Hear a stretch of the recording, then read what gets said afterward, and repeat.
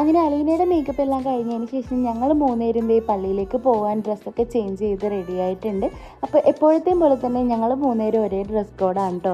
അങ്ങനെ നമ്മൾ പള്ളിയിൽ എത്തിയിട്ടുണ്ട്. അപ്പോൾ ചെക്കനും പെണ്ണും പള്ളിയിലേക്ക് കയറുന്നതാണ്. അപ്പോൾ ഇന്ന് നമ്മൾ എന്തായാലും കെട്ട് കുർബാന കാണാമെന്ന് വിചാരിച്ചു. അപ്പോൾ കുർബാനക്ക് ബൈബിൾ വായിച്ചത് അലീനയായിരുന്നു കേട്ടോ. എനിക്ക് കുറച്ച് ടെൻഷൻ ഉണ്ടായിരുന്നു, അവൾ എങ്ങനെ ആ ഫ്രോക്ക് ഇട്ടിട്ട് ആ സ്റ്റെപ്പൊക്കെ കയറി പോകുന്നു. പക്ഷെ അവൾ നൈസായിട്ട് അതൊക്കെ ഹാൻഡിൽ ചെയ്തു. അങ്ങനെ കെട്ടൊക്കെ കഴിഞ്ഞ് അവർ നേരെ ഫോട്ടോ സെക്ഷനിലേക്ക് കടന്നു കേട്ടോ. അപ്പോഴേക്കും എൻ്റെ ഫോണൊന്ന് സ്വിച്ച് ഓഫ് ആയായിരുന്നു. പിന്നെ കുറേ നേരം കുത്തിയിട്ടതിന് ശേഷമാണ് ഓണായത്. അപ്പോൾ ഇതാണ് കേട്ടോ എൻ്റെ ഫ്രണ്ട്സ് ഗ്യാങ്. ഇത്രയും പേരാണ് ഇനി കല്യാണം കഴിക്കാനായിട്ടുള്ളത്.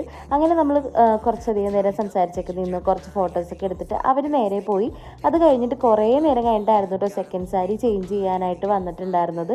വെളുപ്പിന് 4 മണിക്കാണ് നമ്മൾ മേക്കപ്പ് സ്റ്റാർട്ട് ചെയ്തത്. വൈകുന്നേരം 4:30ക്കാണ് ഇവൾ സെക്കൻഡ് സാരി ചേഞ്ച് ചെയ്യാനായിട്ട് വന്നത്. അപ്പോഴേക്കും അവളും നന്നായിട്ട് തളർന്നിട്ടുണ്ടായിരുന്നു, നമ്മളും നന്നായിട്ട് തളർന്നിട്ടുണ്ടായിരുന്നു കേട്ടോ.